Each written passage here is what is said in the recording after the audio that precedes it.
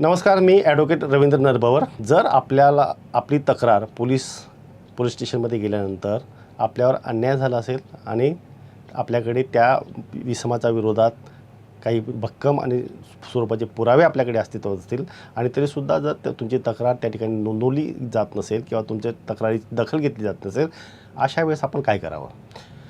तर अशी तक्रार जी आहे जर पोलिसांनी घेतली नाही तर आपण कमिशनरकडे ही तक्रार दाखल करू शकतो आणि कमिशनरने सुद्धा तुमच्या तक्रारीची दखल घेतली नाही किंवा त्याच्यावर सुनावणी झाली नाही तर अशा वेळेस मात्र मग तुम्हाला तुमच्या एरियातल्या प्रथम वर्ग न्यायदंडाधिकारी जे असतात JMFC कोर्ट यांच्याकडे ही प्रायव्हेट तक्रार म्हणून दाखल करता येतो. सिव्हिल प्रोसिजर कोर्टच्या 154 आणि 55 प्रमाणे ह्या तक्रारी दाखल होतात. पण जर समजा त्यांनी नाही केले, FIR दाखल नाही झाला तर सेक्शन 200 मध्ये आपल्याला तुमची जी काही तक्रार आहे ती वकिलामार्फत मॅजिस्ट्रेटकडे तुम्ही नोंदवून त्याच्यात जी काही तुमचे एव्हिडन्स आहेत, जे काही पुरावे आहेत ते सादर करून 156(3) प्रमाणे आदेश प्राप्त करून तुम्ही पोलिसांना पुन्हा ती तक्रार FIRचा मार्फत रजिस्टर करून त्याला इन्क्वायरी करायला भाग पाडू शकतात आणि ह्या तक्रारीची दखल मॅजिस्ट्रेटकडून घेतली जाते.